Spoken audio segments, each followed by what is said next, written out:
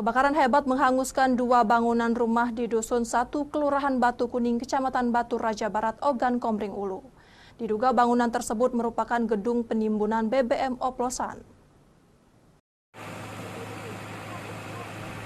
Inilah kebakaran hebat yang melanda rumah dan ruko diduga tempat penyimpanan BBM di kawasan Batu Kuning, Kecamatan Batu Raja Barat, Ogan Komering Ulu, Sumatera Selatan pada Senin malam kemarin.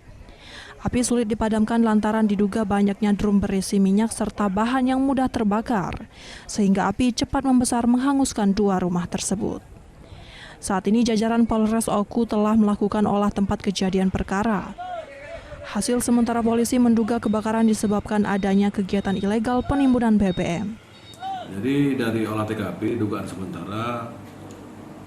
sementara bahwa api berasal dari minyak. Karena ditemukan di TKP banyak bekas tekmon atau drum di TKP.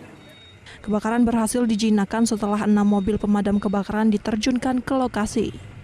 Dari Ogan Komering Ulu, Widori Agustino, iNews melaporkan.